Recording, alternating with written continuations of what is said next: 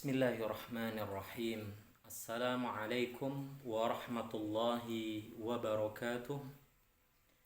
Alhamdulillah, alhamdulillahilladzi hamdan katsiran tayyiban mubarakan fih kama yuhibbu rabbuna wa yardah. Ashhadu an la ilaha illallah wahdahu la syarika lah. وأشهد أن محمدًا عبده ورسوله لا نبي بعده اللهم صل وسلم وبارك على نبينا محمد وعلى آله وصحابته ومن اتبعهم بإحسان إلى يوم القيامة. Amma ba'du, saudariku seiman yang semoga senantiasa dirahmati dan diberkahi oleh Allah Subhanahu wa taala. Syukur alhamdulillah pada kesempatan yang berbahagia ini, alhamdulillah alladzi bi ni'matihi tatimmus shalihat, kita bisa kembali memanfaatkan waktu yang Allah Subhanahu wa taala berikan kepada kita. Salah satunya adalah untuk talabul ilmi, untuk belajar. Pada pertemuan sebelumnya, saudaraku dan saudariku seiman, alhamdulillah kita telah memasuki pembahasan al-asma al-mansubah yang pertama dan yang kedua. Isim-isim yang di-i'rab mansub, yang pertama dan yang kedua. Isim-isim yang di-i'rab mansub seperti yang telah diterangkan di pertemuan sebelumnya, di sana ada 12 bab. Salah satunya adalah khobaru kana dan saudara-saudaranya. Yang kedua adalah isimnya inna dan saudara-saudaranya. Dan perlu antum dan antunna ingat kembali bahwa ketika kita membicarakan i'rab mansub, nasab pada isim, maka kita harus mengingat 5 tanda-tanda nasab untuk isim. Apa saja? Yang pertama adalah fathah. Yang pertama adalah fathah. Fathah di sini bisa berupa fathah, bisa berupa fathatain. Kemudian yang kedua yaitu fathatun na'am. Fathatun muqaddaratun. Fathah yang diperkirakan. Fathah yang disembunyikan. Kemudian yang ketiga, saudaraku dan saudariku, min alamati nasbil ismi, tanda dari tanda-tanda nasabnya isim. Yang ketiga adalah kasrah. Kasratun. Baik kasrah seperti ini ataupun kasratain. Kemudian yang keempat, wahai saudaraku dan saudariku, yaitu al-alifu. Al-alifu. Huruf alif. Huruf alif. Kemudian yang terakhir adalah al-ya'u, yaitu huruf ya, yang berharokat sukun, bisa berupa aini, bisa pula berupa ina. Inilah tanda dari 5 tanda-tanda nasbul ismi, tanda nasabnya isim, yaitu fathah, kemudian fathah muqaddarah, kemudian kasrah, kemudian alif, dan yang terakhir adalah al-ya. Dan ini harus antum dan antunna ingat dengan baik dan benar kapan fathah itu digunakan, kapan fathah muqaddarah itu digunakan, fathah zahirah, fathatun zahiratun. Naam. Zahiratun digunakan. Kapan pula fathah muqaddarah itu digunakan, termasuk kasrah, alif dan al-ya. Sekedar mengingatkan bahwa fathah zahirah, ya, fathah yang nampak jelas terlihat ini digunakan pada isim mufrad, ya, digunakan pada apa? Isim mufrad, ya, yang tidak masuk ke dalam apa? Maksur ataupun apa? Manqus, ya. Yaitu apa? Fathah, ya, yang tidak masuk ke dalam isim apa? Maksur, ya. Kemudian fathah muqaddarah, ya, digunakan, ya, untuk, ya, isim, ya, maksur. Kemudian kasrah digunakan untuk jamak taksir, alif digunakan untuk asmaul khamsah, al-ya digunakan untuk mutsanna, ya, digunakan untuk apa? Ya, jamak mudzakkar salim. Nah, jadi ini harus kita ingat ketika kita telah memasuki pembahasan isim-isim yang di i'rab mansub, maka tanda dari tanda-tanda apa? Nasbul ismi harus kita apa? Ya, hafalkan. Harus kita pahami dengan baik dan benar. Nah, setelah kita mengingat kembali tentang alamatu nasbil ismi, tanda dari tanda-tanda apa? Nasabnya apa? Isim, maka ya kita akan melanjutkan pembahasan dari isim-isim yang di i'rab apa? Mansub. Setelah kita menyelesaikan pembahasan khobaru kana ataupun saudara-saudaranya, yang kedua ismu inna ataupun saudara-saudaranya, maka yang ketiga setelah 5 tanda nasab ini kita ingat kembali, ya. Yang ketiga dari tanda-tanda apa atau isim yang di i'rab apa? Mansub, ya. Al-asma al-mansubah, isim-isim yang di i'rab mansub.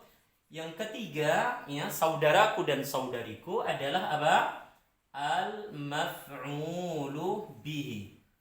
Nah, ini poin yang ketiga dari 12 isim yang di i'rab mansub yang akan kita bahas, yaitu al-maf'ul bihi.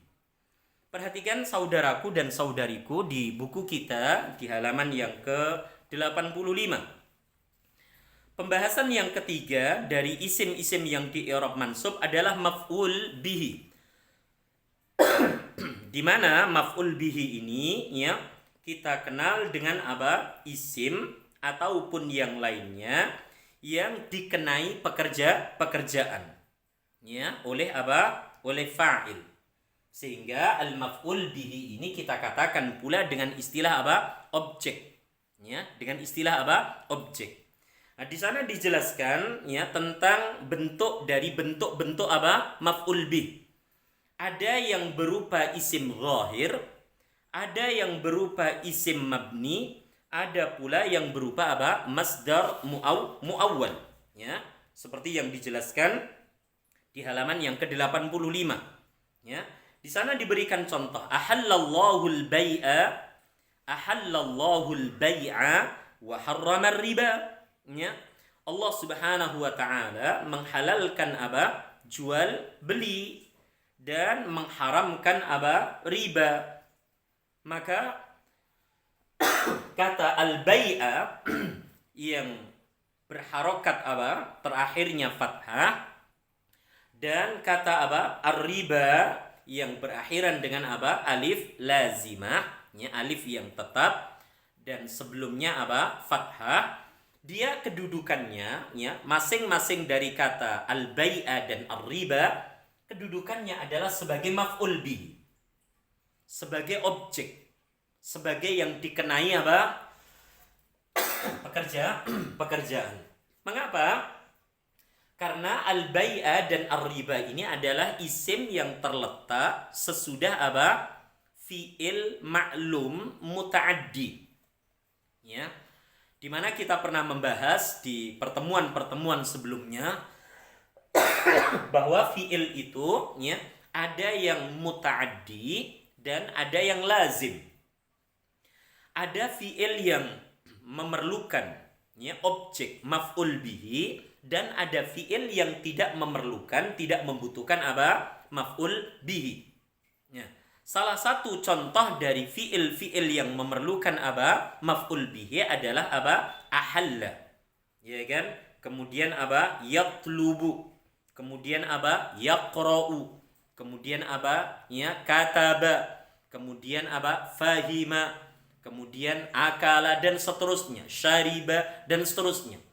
Dia adalah fiil-fiil yang muta'addi, ya, yaitu fiil yang aktif, transitif. Maksudnya yang memerlukan apa? Maf'ul bihi. Tapi perlu diketahui saudaraku dan saudariku, di sana juga ada fiil-fiil yang apa? Ya, lazim. Jadi fi'lun, ya, kata kerja yang apa? Maklum, ya, yang aktif, ya, maklum. Di sana ada yang berupa apa? Muta'addi, ya, muta'addiyun gitu ya. Di sana ada yang apa? Lazimun, ya, lazimun. Ya. Apa itu fi'il ma'lum muta'addi? Yaitu kata kerja yang membutuhkan maf'ul bihi. Ya, kata kerja yang membutuhkan apa? Maf'ul bihi. Seperti misalnya contoh yaqra'u. Naam ya. Yaqra'u apa? Aliyun. Naam, aliyun apa? Al-Qur'ana. Al-Qur'ana.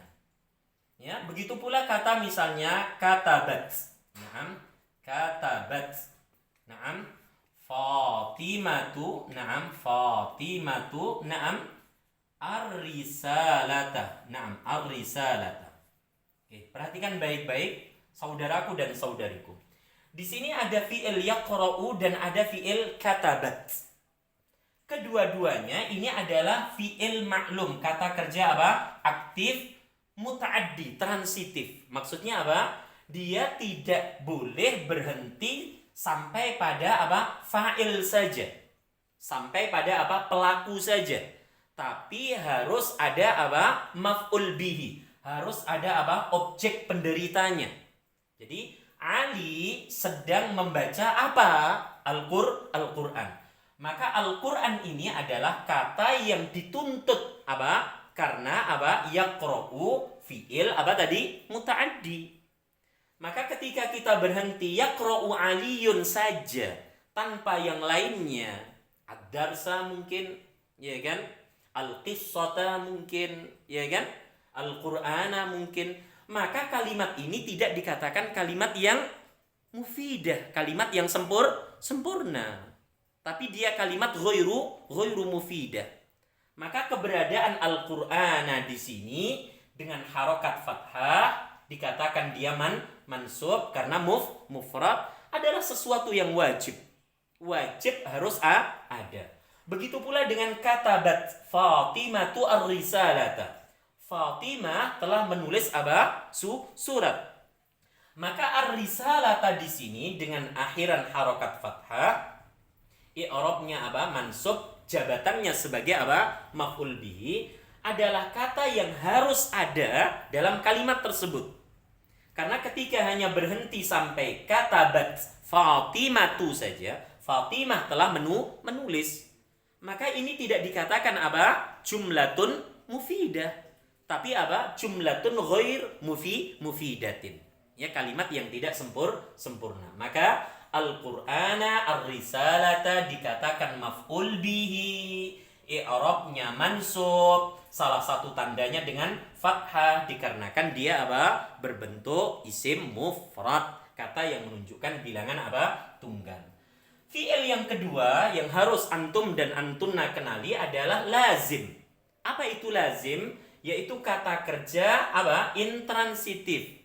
Maksudnya apa? Kata kerja yang tidak memerlukan adanya apa?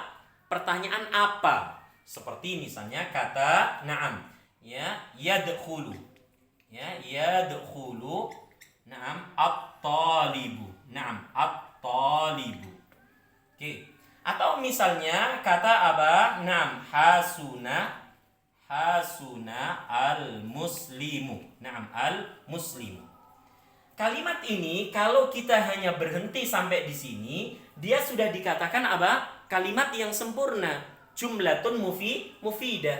Yadkhulu talibu. Seorang siswa itu sedang masuk. Orang paham, iya kan? Masalah urusan nanti kemana itu urusan lain. Yang penting di sini tidak lagi membutuhkan pertanyaan sasaran apa, iya kan? Yang kerjakan oleh apa? At-talib. Apa yang menjadi sasaran dari pekerjaan subjek fa'il ini. Begitu pula dengan hasunal muslimu.